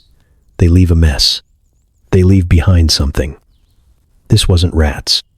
One man said he saw a shadow move under the barrels the day before, said it didn't move like a shadow should. He hasn't said anything since. You searched for 2 days. You turned over every sack, every crate, every rotting length of sailcloth. Nothing. Not a button. Not a breath. It was as if he'd stepped between the planks and slipped into another world, one made of salt and teeth and silence. No one mentions his name now, not out loud. Some don't even look toward the hold when they pass. One man refuses to go below deck at all, sleeps near the galley with his boots on and his knife unsheathed. The worst part isn't that he's gone. It's that no one is surprised. The compass spins like it's laughing. Not fast, not frantic, just a slow, steady swirl that makes it clear it's given up on pretending to know anything. The needle hovers, twitches, points west for a second, then north, then nowhere at all. The helmsman taps the glass, then hits it, then just walks away. No one even curses. There's no strength left for hope or outrage. The captain stares at the chart like it insulted him. His finger traces imaginary routes to places that might not exist, charting lines over smudges and wine stains and dried blood. He mutters dates under his breath. Names. Latitudes. Prayers. But the stars aren't out tonight. They haven't been for days. The sky is nothing but cloud, flat and gray and low, like a lid screwed down tight over the world. The sun rises dull and sideways and disappears just as fast, leaving no shadow, no hint of direction. You could be anywhere. Someone says they saw land yesterday. A strip of green off the port side. No one else saw it. No one else believes it. He's the same man who swore he heard bells beneath the water last week. He's stopped combing his hair, started whispering to the sails. Maybe he did see something. Maybe he's seeing everything. You try not to think about how long it's been since you were sure of anything. The days bleed together. Same routines, same grog, same stew, with the same chunk that moves if you poke it. You stopped counting weeks because time here doesn't stretch forward. It coils. You mark the passing of days by who's limping now, who's bleeding, who started talking to the mast. The wind doesn't help. It shifts like it's indecisive, blows hot, then cold, then not at all. The sails sag like dead lungs. The ship creaks in a different language each day, and none of you are fluent. One of the mates spun a bottle on the deck and said, "Whichever way it points, we go." You laughed. Then you stopped laughing. Then you went that way. But the ocean doesn't change. It stays the same. Flat, wide, and full of secrets You're too small to survive. You could be 2 days from land, or circling the same cursed patch of water forever. You could be drifting back toward where you started, retracing your failure in slow motion. Or maybe the ocean bent, maybe the world folded in on itself, and now you're somewhere no compass can name. The captain refuses to say it, but the truth crawls across every face. We are lost. Not just directionless, untethered, unmoored from time and meaning, and any memory of what land feels like. One man tried to toss the compass overboard, said it was mocking him, said it was cursed. He was stopped, but not for the reason you'd think. Someone else wanted to keep it. Not for navigation, for luck. Now it sits nailed to the mast, still spinning. You stare at the waves, hoping for a sign. A bird, a branch, anything that doesn't belong here. But the sea offers nothing but itself, endless and indifferent. You remember home as a shape, not a place.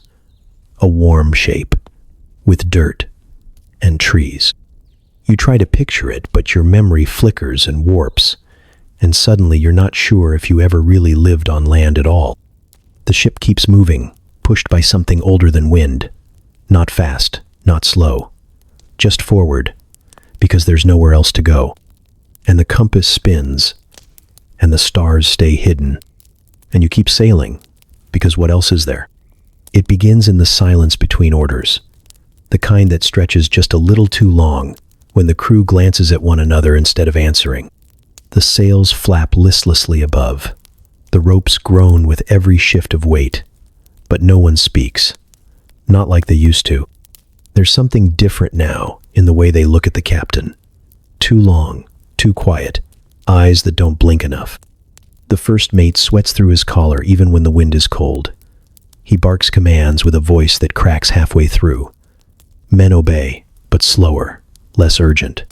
They meet each command with delay, with glances, with the measured pace of people waiting to see who will act first. You catch him one morning standing by the helm with one hand on his knife, and the other gripping the railing like it might float him away if the deck exploded beneath his feet. The cook has stopped pretending the stew is food. He no longer hums. He no longer scowls. He just sits near the galley with a spoon and a whetstone, dragging metal against stone in slow, circular strokes that never seem to end. The edge of the spoon shines now, sharp as a whisper. No one asks why. No one really wants to know. Someone found the captain's door ajar last night. Nothing taken, nothing moved, but it was open. That's enough. The whispers began days ago. Small, strange fragments caught in the wind. When he sleeps, can't eat lies. North means nothing. You hear them while you haul ropes, while you scrub bloodstains from the deck that no one explains. You try not to listen, but they keep finding your ears. One man nods too often. Another sharpens a nail like it's the only thing keeping him sane. They've started making lists of who's useful and who isn't. You're not sure which side you're on. It's not about food anymore, or water, or the compass that still spins like it's possessed. This is about something deeper, something feral. The ship is a coffin with sails, and everyone knows it. Some just want to choose who closes the lid. One night, a fight breaks out over nothing. A spilled tin cup, a look held half a second too long. The two men go at it with teeth and elbows. No weapons, just rage. They don't stop until one of them isn't moving. The crew drags the body away like a sack of flour. No one even checks if he's breathing. You expect the captain to intervene, to shout, to remind everyone who holds command. But he doesn't. He locks his cabin and stays there for 2 days. Someone says he's sick. Someone else says he's drunk. One man claims he saw him talking to a bird that isn't there. The whispers turn into plans. There's talk of dividing supplies, of charting a new course, though no one agrees on which way that is. Some want to wait for night. Others want to act at dawn. A few want blood first, so there's no confusion. You lie in your hammock, spoon tucked under your pillow, heartbeat loud in your ears. You don't know which side you're on. You don't even know how many sides there are anymore. But you know something's coming. It presses against the air like thunder in your bones. There's going to be a choice, and nobody will survive by staying neutral. Land. You see it at dawn, barely a smudge on the horizon, but real. Your cracked lips shape the word like a spell. Land. And your fingers tremble against the railing. After endless weeks of salt, sun, and rot, it feels like a miracle. Some men drop to their knees, others laugh too hard and too long. You watch the captain's shoulders rise, then drop like he's been holding in a breath since the last continent. The sails shift. The crew moves faster than they have in days, trimming lines, straightening masts, shouting like it might scare the ocean into kindness. You can smell it before you're close. Not flowers, not fruit, wetness, decay, earth that's been drowning too long. It's not the scent of salvation. It's the stink of something that doesn't want you. The shoreline comes into focus. No golden sands, no waving palms, just reeds, dark, tangled roots, trees that lean like they're trying to crawl back into the sea. The sky above is stained yellow, thick with heat and something humming. At first you think it's wind, then you realize it's alive. Mosquitoes, clouds of them. They shimmer above the swamp like ghosts with teeth. You've seen insects before, but not like these. They hover with purpose, drawn to sweat, to blood, to the very pulse in your neck. One lands on your arm, you slap it. It explodes, full of something that might have been yours. The rest follow. By the time you step onto land, your arms are already covered in welts. The mud sucks at your boots, like it's trying to claim you, slurping around your ankles with every step. The air is heavy, not just with heat, but with things unseen. Buzzing, clicking, rustling. Even the plants seem wrong. Too bright, too sharp, as if the island never forgot how to bite. The cook takes 3 steps into the brush and comes back, covered in something green and oozing. No one asks what it is. No one wants to know. One man finds fruit and eats it. He vomits twice and then starts laughing at the trees. He doesn't stop for an hour. Then come the eyes. Not yours. The ones watching you from the shadows, the locals. You don't see them at first, but you feel them. Steady, cold, patient. This isn't the first ship they've seen, and it won't be the first one they bury. The first mate tries to call out in a language he barely knows. He doesn't get past 3 words before an arrow buries itself in the tree beside his head. No one runs. Running here would only make the island hungrier. You back away slowly, hands raised, mouth shut, hearts thudding against your ribs. The captain kneels, leaves something shiny in the mud, and whispers a prayer that sounds more like a confession. No one touches the gift. You all retreat in silence. Back aboard, the crew doesn't speak. You haul anchor with fingers blistered and trembling. You sail away from land like it's death with roots. Some men cry, not because they're afraid, but because they know. The sea was hell. But this was worse, because it meant there's nowhere left to go. There was a time you had a name. It fit in your mouth like a warm stone, solid and real, something to hold on to in the storm. But now it's gone, slipped out sometime between rope burns and bad stew. You can almost hear it if you concentrate, like a whisper through the hull, but when you reach for it, there's only sea spray and noise. You answer to "hey now," or "you," or a shove between the shoulders that tells you to scrub harder, haul faster, bleed quieter. You don't even correct them. That part of you, the one that cared, got left behind somewhere between ports you've forgotten and dreams that don't visit anymore. The days don't start, they just stretch, a gray smear from one groan to the next. Sun or rain, it makes no difference. The light changes, but your world does not. You wake because something wet dripped on your forehead or because a rat used your ribcage as a shortcut. You sleep because your legs fold under you like snapped masts. That's all time means now. How many hours since your last grog? How many lashes from the rigging? How many fingers are still yours? You used to dream of land, of dirt under your nails and bread that didn't fight back. You used to see faces in your mind, maybe a mother's, maybe a lover's. You think one had freckles, or maybe scars, maybe both. Now, you dream of ropes, endless ropes, and teeth, and water that speaks in a language you almost understand. Your skin doesn't feel like yours anymore. It's gone gray in places, yellow in others, cracked along the joints like weathered bark. It smells of fish guts and tar, even after you've washed. Which you haven't. Not properly. Not in weeks. The sea has soaked into your bones. You don't sweat anymore. You leak. The stench is constant. It lives on you like a second skin. Salt and rot and whatever died in the cargo hold 3 weeks ago. The cook says it's part of the job. You stop stinking, he grunts. You stop breathing. You think that might be true. You've seen a man turn blue and keep working. You've seen another laugh without teeth. You've seen someone whisper apologies to the mast and then jump into the sea mid-prayer. You can't remember his name either. Some nights, you sit by the rails and look out, hoping the stars will remind you who you were. But the stars have forgotten too. They flicker with cold indifference. They don't care about names, or memory, or how many times you've watched the same wave crest and die. The crew looks like strangers now, even the ones who once knew your story. If they ever did, they mumble nonsense, scratch at sores, trade secrets with the sails. You don't speak much either. Words are heavy. They require intention.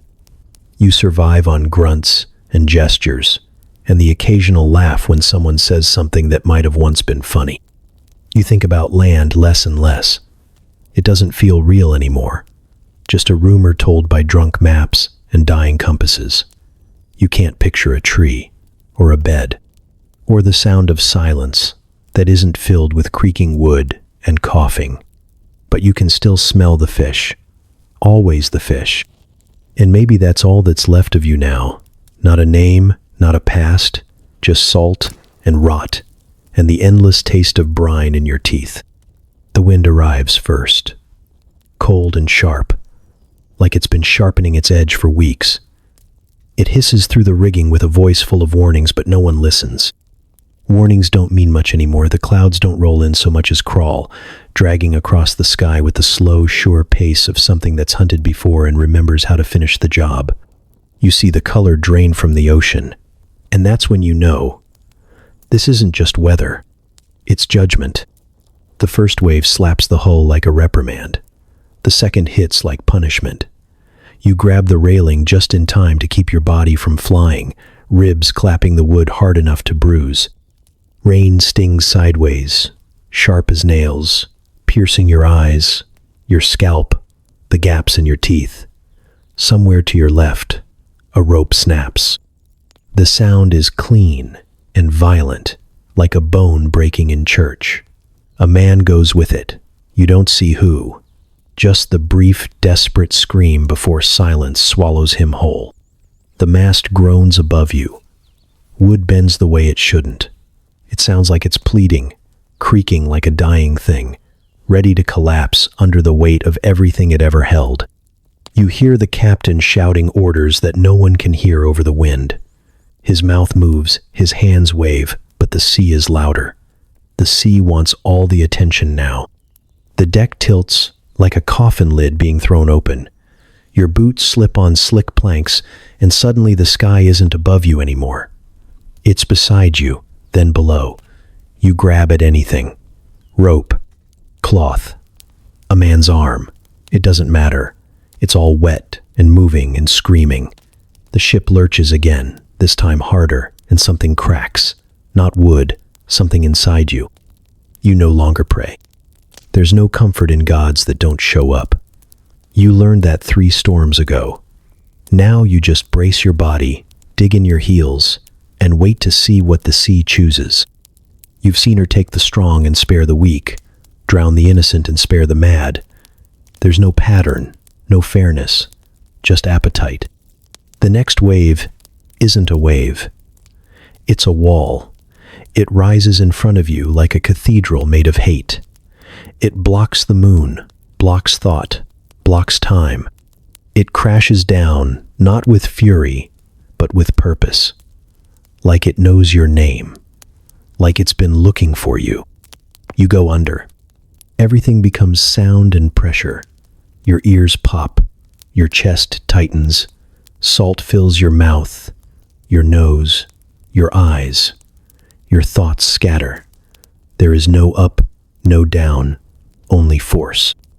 You try to scream, and water answers. When you surface, the ship looks wrong. Pieces missing, lights gone. Men yelling names you don't recognize. Someone is bleeding from the scalp, holding a broken oar like a weapon. Someone else is laughing. You don't ask why. You crawl toward the mast. It leans now, split along its base like a rotten tooth. Sailcloth flaps like a wounded bird above your head. You collapse against it and spit seawater into the cracks in the wood. Another wave comes, smaller this time, cruel in its restraint. It just wants to remind you that it's not done. Not yet. You cling to what's left of the deck with hands that no longer feel. Eyes red, breath ragged, every part of you soaked in brine and bruises. And the storm keeps chewing, because this one has teeth. The sea doesn't steal. It trades. Not fairly, not kindly, but with consistency. Each morning, something's missing. A barrel, a boot, a man. Sometimes you notice. Sometimes you don't until it's far too late. The ocean doesn't ask, and it never returns anything it takes. Today, it was a knife. Yours. The only one you trusted. The one with the chipped bone handle and the dark stain you never washed off. You left it under your hammock for just a moment, turned your back, heard a crash, and by the time you knelt to look, the floorboards were wet and empty. Just a little hole, just enough space. Gone. Not even a splash. Yesterday, it was old Breck. He'd been coughing for weeks, that wet, rattling sound that made your stomach twist. He'd sit near the galley with a wool blanket and whisper nonsense about birds and children and fire. Then the blanket was there, and he wasn't. No one claimed to see it happen. No one wanted to.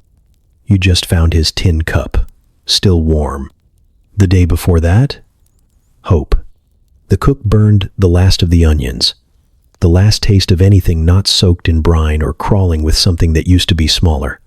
He dropped them in the fire on accident, or maybe on purpose. Maybe he was done trying. You can't tell anymore who's broken and who's pretending not to be. You don't talk about the losses out loud. It invites attention, and attention is the wrong kind of currency here. You learn to nod. You learn to bury your reactions. One man laughed too long when the sails tore and the wind started howling through the ropes like it had a throat. He's not here anymore. The ocean doesn't like loud people. Your boots are wet again. They always are. No matter how long you hang them up, no matter how carefully you patch the holes, there's always damp in the sole, waiting. Your socks rot from the inside out. The skin between your toes peels in strips, and you've stopped looking for clean cloth. You just wrap them in whatever you can find and hope it doesn't crawl away at night. You've started hiding things. A nail under your pillow, a square of wax in your sleeve, half a biscuit behind a loose board. Not because you're greedy, because the sea watches. And if it sees something you care about, it wants it. You pretend to care about nothing. It's smarter that way. The worst thing it took was a song. You woke up once humming something from long ago. A melody your mother used to sing while scrubbing floors or baking bread or trying not to cry. You had it for a moment. A real beautiful thing that didn't belong to the ship. You tried to hum it again later. Nothing came. Just a blank. An echo. The sea doesn't like memory. You've seen men leave notes in the cracks of the mast. Little scratched names and prayers and swears. Most of those names have no faces now. You try not to read them anymore. You don't want to know which ones are gone and which ones just stopped answering. Tonight, it's calm, which is worse. Still water is suspicious. You feel it staring back. The moon makes a path across the black, like a trail just wide enough for a single soul to walk. You wonder if it's calling someone. You wonder if tomorrow it's you. Your heart still beats, but it's mostly out of habit. It doesn't mean anything. Not really. Just a tired thump echoing in a chest full of salt and rot. You breathe because the body insists on it, not because you want to. Every inhale tastes of mildew and moldy rope. Every exhale is a groan you didn't mean to make. Someone called your name this morning. You didn't answer. Not because you didn't hear it, but because it didn't sound like your name anymore. It sounded like something distant, something said through thick fog. You didn't feel like answering. You're not sure that version of you exists now, the one who'd smile or speak or even care. You move, but only when pushed. Your hands grip ropes on instinct, skin split and healed and split again. You climb when they shout, not because you fear punishment, but because you forget there was ever a choice. You eat, but there's no flavor, just warm mush or cold slime, or some combination of both. You chew, you swallow, you continue. At night, you lie still in your hammock, not really sleeping, just blinking in and out of a state that isn't rest. You don't dream anymore. You used to. There were trees, wind that didn't reek, bread with crust, hands that held yours and weren't trying to steal your last biscuit. Now there's just black. Sometimes you see flashes, faces you used to know, names you used to carry. They drift by like old sails, torn and unreadable. Your skin has changed. It doesn't feel like skin, more like bark or brittle leather. The salt has cured you like a piece of meat hanging in the sun. You touch your face once, and a flake of something falls off. You don't check what it was. One man looked in a mirror shard yesterday, just stared into it for a while, then threw it overboard. Said it lied to him. Said the man looking back didn't blink when he did. You didn't laugh. No one did. Everyone understood. The sea has erased your softness. You're all edge now. Ropes have worn grooves into your palms. Your knuckles are calloused, your knees bruised, your voice a hoarse whisper. You haven't cried since the second week. You tried once, but the tears just mixed with the sea spray and disappeared. You can't remember your age, or your town, or the reason you ever stepped on a dock in the first place. You remember noises more than words. A bell, a door slam, the crack of ice in a drink. You think you loved someone once. You hope they forget you. The others are no better. Hollow eyes, blank expressions. One man hasn't spoken in 5 days. Another started talking to the figurehead like it was his mother. The captain stopped giving orders 2 nights ago. He just stands near the rail now, humming something tuneless. Maybe it's a lullaby. Maybe it's the sound the ship makes before it dies. You're not dead. That's what they say. But what you are is something else. Something in between. A soul in suspension. Flesh that moves because it hasn't been told to stop. You walk. You tie knots. You breathe. But you are not you. Not anymore. You are floating meat with memories of dirt. You step onto land and your legs forget how to behave. The ground doesn't sway, but your body still does. Every muscle expects motion. Every step feels wrong. Too still, too heavy, too final. Dirt clings to your boots like you don't deserve it. You smell like bilge water and rot and regret, and the air here is clean in a way that hurts. But they don't cheer. No one comes running. There's no band, no barrels of fresh fruit, no soft bed waiting behind a tavern door. Just silence. And then spears. Men in cloaks wait on the shoreline, their mouths covered in cloth, their eyes sharp as knives. They speak, but you can't hear the words, or maybe you just can't understand them. Their tone is clear enough. Go back. Stay away. You don't belong here. One of them gestures, and a wall of soldiers forms between you and the green beyond. Their boots are clean. Their faces aren't sunburned or hollow. They look like they slept. Like they've never tasted moldy hardtack or dreamed of drowning. You hate them a little for it. The captain steps forward, arms raised, mouth moving, with apologies or explanations or bribes. He speaks like a man who's done this before, like someone who knows which words might matter. But they don't care about his words. They care about your smell, your skin, your eyes. They care that you came from the sea, and the sea never gives back anything clean. One of your crew coughs, just once, and the wall of soldiers flinches. That's all it takes. You see them shift. You see hands grip hilts. You see the line between fear and violence vanish. They don't ask questions. They order a quarantine. They herd you like animals into a shack that was never meant to be shelter. It's hot. It's loud. It reeks of vomit and old wood and desperation. No one says how long you'll be here. No one offers food or clean water. Just a bucket in the corner and silence outside the door. Someone dies on the second day. Not from disease, from panic, from heat, from being forgotten. You lay him in the corner and try not to step on his fingers when you move past. They toss in stale bread like your dogs. They speak through slits in the wall. They call you cursed, and some of them don't say it with fear. They say it like a fact, like a sentence. And maybe they're right. You've seen too much, smelled too much, lost too much. You're not who you were when you left.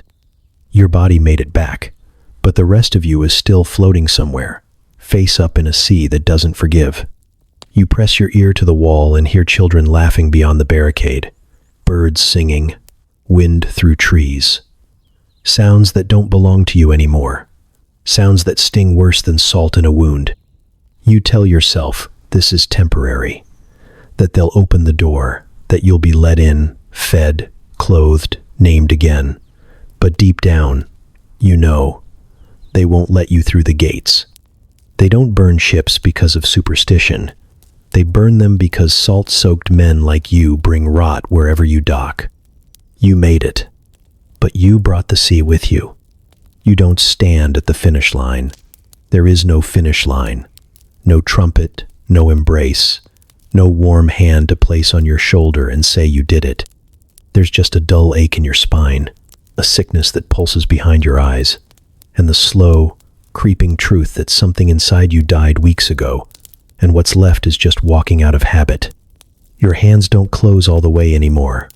The ropes shaped them into claws, and now they refuse to forget. You try to stretch your fingers. They pop like damp wood. Your back bends slightly, like the mast that cracked in the storm but never fully fell. You limp, but not from pain, from muscle memory, from the way the deck shifted underfoot for so long that solid earth feels like betrayal. Your skin has taken on the color of old parchment, yellowed, bruised, crusted with sun and salt. You smell like fish, even after washing. You taste brine, even after bread. You hear gulls and think of men screaming. You see clouds and brace for rain that won't stop. You catch your reflection in a window and flinch because you don't know the man staring back. You don't know when he replaced the one who left. You sit on a crate that doesn't rock. It should be a relief. It isn't. Your legs twitch, waiting for motion that never comes. Your eyes scan the horizon like a punishment. You haven't stopped sailing. You've just lost the ship. You don't talk much. You tried once. Tried to describe it. The stink, the silence, the way a man disappears without a splash. But no one wants those words. You see it in their faces when you start. They nod too quickly. They step away, as if the salt on your tongue might be contagious. You try to sleep, but sleep isn't safe anymore. Every time you close your eyes, it comes back. The creaking, the cold, the sound of something slithering below deck. The captain's eyes when he forgot his name, the boy who never came back, the stew that blinked, the storm that laughed. You wake up choking, even when your mouth is dry. A doctor tells you you're fine, says you're malnourished, dehydrated, exhausted, but not dying. He doesn't listen when you explain that your bones feel hollow, that the sea took something from you and didn't give it back. He writes something down and sends you away. You wander. Streets that smell of bread and smoke and life. People pass you with eyes that don't linger. You are a ghost in a world that forgot you. You see ships in the harbor, tall and bright and clean, and you don't feel pride or envy. You feel dread, because you hear it again, in the water, in the breeze, in the way the rigging clinks in the distance. The sea is whispering. She never yells. She doesn't need to. Her voice is slow and patient, and soaked into every pore. She says you belong to her now, that you may walk for a while, but you'll return. They always return. You tell yourself you survived, but you didn't. You endured. You decayed. And now you drift, on land, among people, with lungs that still breathe, and a heart that still beats, but with nothing left inside to call your own. You wouldn't survive another day. But that's not a threat. It's a promise.